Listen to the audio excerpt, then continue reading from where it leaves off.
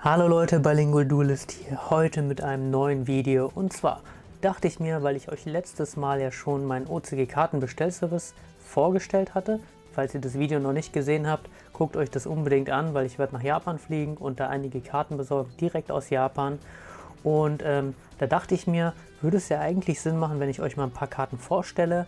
Vor allem Karten, die es vielleicht nur im OCG gibt, wie manche Ultimate Rares, die es nie hier gab. Und da dachte ich mir natürlich auch, jeder hat ein anderes Budget, jeder ist bereit, andere Mengen an Geld für Yu-Gi-Oh! Auszugeben. Und deswegen werde ich das so ein bisschen staffeln. Ja, es wird Karten geben, die unter 50 Euro sind, dann vielleicht zwischen 50 und 150 und dann noch eine Kategorie für ganz teure Karten. Also wenn euch das Ganze interessiert, bleibt dran, es geht direkt los.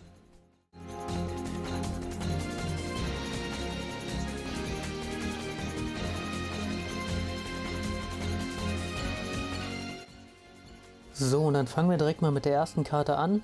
Die Karte ist etwas günstiger und das ist die Gemini 11 Karte. Ich weiß gerade gar nicht, Elfenzwillinge heißt sie, glaube ich, auf Deutsch. Seht ihr auch hier noch in dem alten Layout, in dem alten OCG Layout, was als erstes rauskam. Wenn eine Karte dieses Layout hat, ja, wo halt Angriff und Verteidigung noch in diesem Format ist, dann wisst ihr direkt, die Karte ist auf jeden Fall ziemlich alt. Und das Coole daran ist auch natürlich, dass bei solchen Karten das Artwork ein bisschen größer ist als bei den Äquivalenten bei uns. Ja, bei uns ist ein bisschen mehr Effekttext, dadurch war das Artwork einfach ein bisschen kleiner, gedrungener.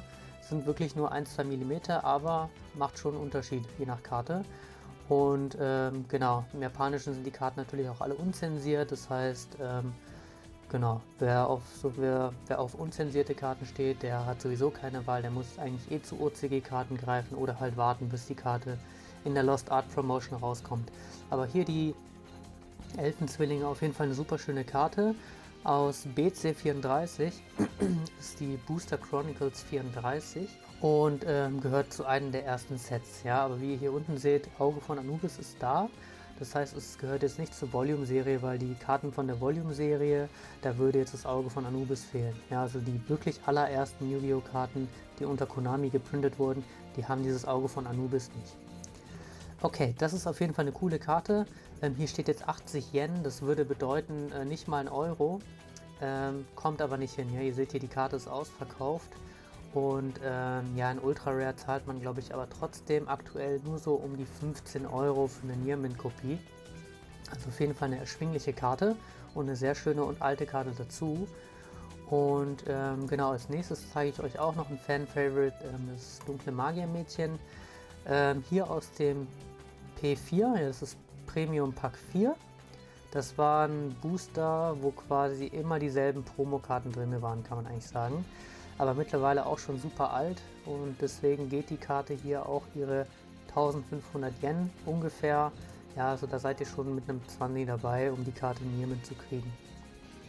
So, was haben wir noch? Vielleicht auch noch eine Karte, die man nicht so leicht bei uns hier im TCG bekommt. Irgendein Reprint gibt es natürlich bestimmt irgendwo, aber das ist hier der dunkle Paladin im Error Artwork, wie er in First Edition Magician's Force auch drin war. Und genau, auch eine super coole Karte, die war jetzt hier zum Beispiel im Structure Deck Yu-Gi Volume 2 drin. Und genau, da das hier eine Ultra Rare ist, die quasi in jedem Starter Deck drin war und es gibt auch noch die sind auch noch relativ erschwinglich. Ich glaube, die kosten Sealed so um die $200 ungefähr. Also jetzt längst nicht so teuer wie die Starter Decks bei uns. Und genau, die Preise, die ihr hier seht, die sind meistens schon nicht aktuell. Also wenn die Karten wieder in Stock haben, dann kommen da die aktuellen Preise hin und genau, 120 Yen wird es nicht sein. Die Karte ist schon ein bisschen teurer. Ich schätze mal so zwischen 5 bis 10 Euro für eine Nearmint-Kopie müsst ihr bei der Karte auch schon rechnen. So, dann geht es direkt weiter und zwar mit dieser Karte hier. Die ist auch im TCG erschienen, in der Jump, in der englischen Variante. Kostet da aber deutlich mehr. Hier im Japanisch kostet die Karte, lass mich nicht lügen, gerade 1380 Yen. Also umgerechnet ungefähr 11 Euro, 12 Euro für eine Nearmint-Kopie. Ist, glaube ich, auf jeden Fall eine Überlegung wert, ob man sich die Karte nicht holen will. Weil ein wunderschönes Artwork, gefällt mir richtig gut. Auch hier mit dem Autogramm hier. Und ja, einfach eine rundum schöne Karte, die bei uns schon eine Menge Asche geht. Ich glaube, so 50, 60 Euro kostet die bei uns, wenn mich das nicht so ganz täuscht. Und in Japan habt ihr die Chance, die Karte ist zwar auf Japanisch, aber mit selben identischen Artwork auch aus der Jump für 10, 11 Euro zu kriegen. Kann man sich mal überlegen. Kommen wir zur nächsten Seltenheit, das ist die 20 Secret Rare. Hier 20s, das könnt ihr lesen. Danach steht Shikureto, also 20 Secret. Ist erschienen, ich glaube 2017, wenn ich mir, oder? 2017, irgendwo da um den Dreh. Und da ist Yu-Gi-Oh! Halt in Japan 20 Jahre alt geworden und dann haben die gedacht, okay, bringen wir eine coole Seltenheitsstufe raus. Und genau, das ist quasi wie so eine Art Prismatic Secret Rare bei uns, ja, oder Starlight Rare auch genannt, hat aber hier dann das 20th Anniversary Logo drin. So ein bisschen so wie beim 10.000 Drache bei uns. Und genau, auch eine wunderschöne Rarität. Ich habe sogar eine da. Genau, ja, das ist die 20 Secret Rare vom dunklen Magiermädchen. Und ja, auf jeden Fall ein richtiger Hingucker, richtig coole Karte. Leider mittlerweile wirklich sehr teuer, wie immer mit allen dunklen Magiermädchen. Die werden echt schnell teuer. Aktuell kostet die um die $600. Ja, also das ist wirklich keine günstige Karte. Aber wer sie haben will, muss halt dafür bezahlen. Ja, die Karte ist nicht im TCG erschienen. Und die 20th Anniversary Rare wird wahrscheinlich auch nicht mehr im TCG erscheinen, weil diese ganzen exklusiven Sachen, die gibt es in der Regel immer nur in Japan leider. Und genau, ja, das ist leider eine davon. Das heißt, wenn ihr diese Prismatics Secret Rare von dem dunklen Magiermädchen haben wollt, müsst ihr da unbedingt zum OCG greifen. Es gibt natürlich auch noch deutlich günstigere 20 Secret Rares. Ich habe hier jetzt mal den Chaos-Soldaten, ja. Und der gehört auch noch zu den teureren mit ungefähr $300. Aber es hat echt eine coole Karte, natürlich ein klassisches Artwork hier in der neuen Seltenheit aufgelegt. Und ja, kostet halt sein Geld, weil die Karten halt einfach beliebt sind. Vielleicht hier noch eine etwas günstigere, immer noch sehr teure, aber hier im Bereich von ungefähr $180. Der schwarze Rosendrache, auch in 20 Secret Rare. Auch eine Überlegung wert, denke ich mal, wenn das Portemonnaie das denn zulässt. Wunderschöne Karte. So, dann kommen wir mal zu der nächsten Seltenheitsstufe und zwar die Ghost Rare. Und was cool ist an der Ghost Rare in Japan ist, das Artwork ist dasselbe. Ja, also ich habe hier zum Beispiel den Sternstaubdrachen. Bild ist jetzt hier nicht das schönste, aber die Karte ist 1:1 identisch. Hier wird sie angeboten im Near Mint Minus Zustand, also nicht ganz Near Mint, für ungefähr $180, $190. Ja? Und ihr seht schon, im Vergleich zu den TCG-Preisen ist es deutlich günstiger. Ja, also so ein Sternstaubdrache in Near Mint, wenn man jetzt mal das mit Unlimited vergleichen würde, ich bin mir gar nicht sicher, was der aktuell geht, aber dann sicherlich mehr als $180.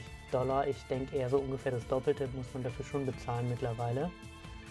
Das heißt, wenn man gerne Ghost Rares sammelt, bietet das OCG da auch günstigere Alternativen. Wie gesagt, das Artwork ist genau dasselbe. Und hier zum Beispiel auch der dunkle Magier als Ghost Rare kommt ja jetzt in Ghost from the Past raus. Presale-Preis von unserem TCG dunklen Magier ist gerade, glaube ich, um die 500 bis 600 Euro, also wirklich super teuer. Wobei es auch eigentlich die einzige Chase-Card in dem ganzen Set ist, aber egal. Genau selbe Karte, japanisch, kostet Near Mint 6000 Yen, ja, 50 Euro ungefähr. Also auch eine super günstige Alternative, wenn man denn damit leben kann, dass die Karte halt auf japanisch ist. Dann noch um das bisschen zu vervollständigen hier die heiligen drei ersten Starterkarten, sage ich jetzt mal. Den schwarzen Rotaugendrache, der war jetzt hier im Duelist Pack 18 drin und auch eine wunderschöne Karte. Ist mittlerweile ziemlich am Steigen. Vor ein paar Monaten war der noch ungefähr bei $200, jetzt ist er gerade bei 270, $280. Steigt also. Ist eine Karte, die wir potenziell auch noch im TCG kriegen werden, aber wie ihr seht, wenn die bei uns im TCG kommen, die Ghost Rares sind so selten, und die Produkte sind im Verhältnis so teuer, dass einfach die Preise super hoch sind. Ja, also kann man immer überlegen, ob man da nicht die OCG-Variante vielleicht mal sich angucken möchte. Okay, jetzt zu meiner absoluten Lieblingsrarität, nämlich der Ultimate Rare. Da habe ich natürlich einige Karten, die ich euch zeigen möchte. Zunächst ist einfach mal, sind jetzt alles Ultimate Rares, die es quasi bei uns im TCG überhaupt nicht gibt. Ja, also klar gibt es die Karte an sich, aber in einer anderen Seltenheitsstufe. Und in Ulti gibt es die halt einfach nicht. Und ich finde, Ultimate Rare ist mit Abstand die allerschönste Seltenheitsstufe von Yu-Gi-Oh! Also ich bin wirklich kein großer Fan von diesen Starlights. Auch wenn die cool aussehen können, finde ich einfach, Ultimate Rares sind so unique. Gibt es auch nicht so vergleichbar in anderen Sammelkartenspielen. Es gibt zwar die Full Arts bei Pokémon, aber auch die sind irgendwie ein bisschen anders meiner Meinung nach. Und jetzt diese ganzen alten Artworks in Ulti zu sehen, finde ich einfach mega cool. Sind auch schon teilweise echt sehr, sehr teuer, aber manche sind auch noch erschwinglich. Das hier ist jetzt zum Beispiel ein ganz teurer Kandidat, einer der ersten Ultis, die in Japan je rauskamen, aus PH, ich weiß gerade gar nicht, wie das Set heißt. Ja, würde in Niermund ungefähr $750 gehen. Also das ist schon wirklich eine sehr, sehr teure Karte. Ihr werdet aber sehen, da kommen noch viel teurere.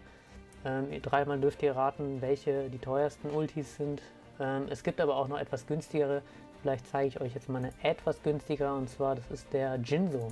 Ja, der Jinzo. Auf Japanisch hat er übrigens einen ganz anderen Namen, der heißt Jinzo Ningen Psycho Shocker. Also dieses Jinzo heißt einfach nur hergestellt, maschinell produziertes Wesen. Ja, und eigentlich heißt der Typ Psycho Shocker. Ja. Jinzo heißt eigentlich Psycho Shocker.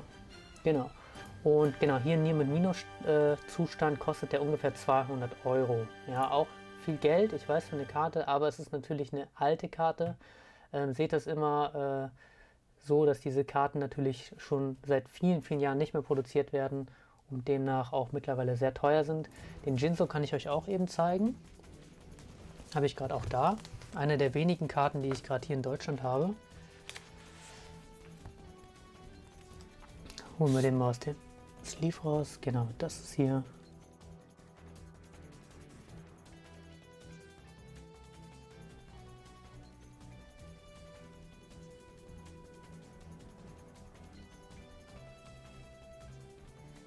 Auf jeden Fall eine super, super schöne Ulti. Gibt es halt bei uns in Secret Rare. Da sieht die auch ultra schön aus in Secret Rare. Ist man aber über die Jahre halt gewohnt, dass man die Karte irgendwie immer in Secret Rare sieht. Und die mal eine Ulti zu sehen, ist glaube ich auch was ganz, ganz Besonderes. Wo ich hier gerade dabei bin, zeige ich euch noch meine andere Ulti, die ich gerade hier habe. Das ist nämlich der dunkle Paladin.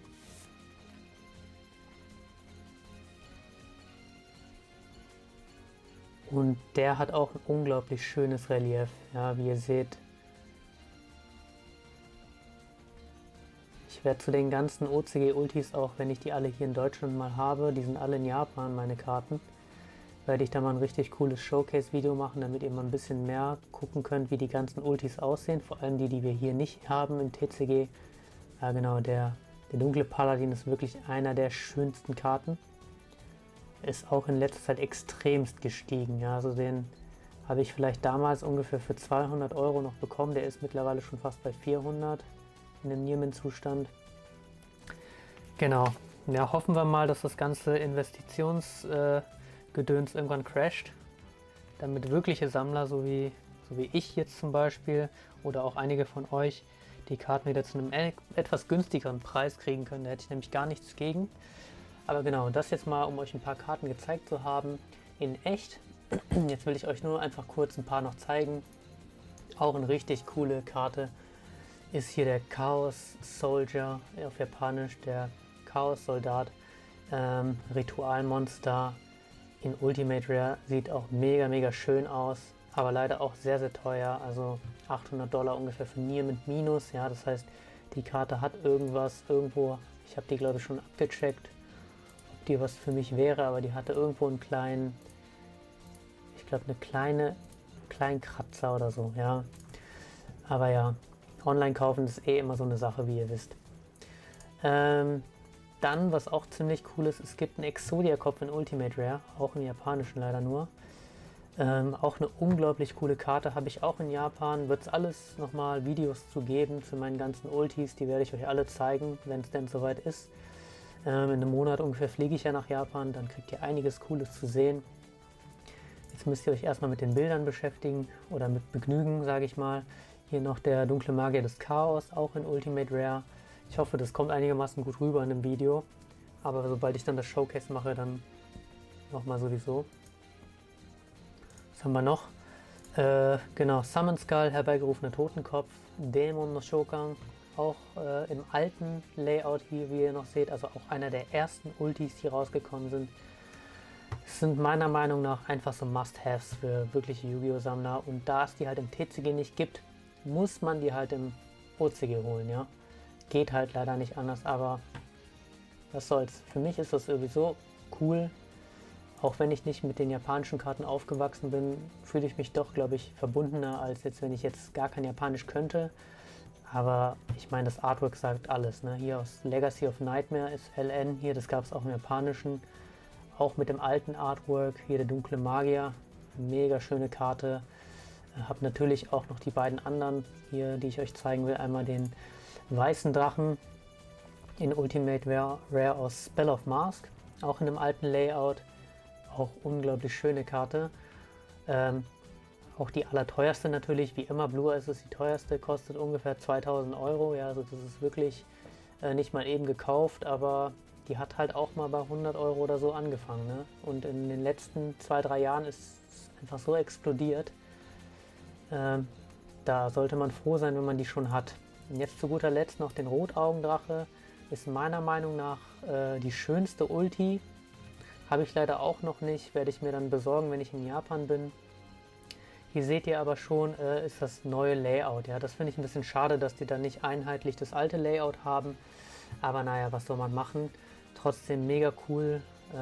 Ist, glaube ich, die zweiteuerste. Ja, also der Blue Eyes ist der teuerste, dann kommt der Rotaugendrache. Der hier würde jetzt 170 bzw. 1700 Dollar ungefähr kosten. Aber hier mit Minus, also nicht perfekten Zustand. Ihr seht, hier ist irgendwie ein kleiner Kratzer. Ja, genau, unglaublich teure Karten, aber auch unglaublich schöne Karten. Und das sind jetzt einfach mal ein paar Beispiele von schönen Karten, die es nur in Japan gibt, die ihr natürlich über mich kaufen könntet, wenn ihr denn wollt. Und genau, wie das mit dem ganzen Kartenbestellservice funktionieren würde, habe ich euch ja schon im letzten Video erklärt.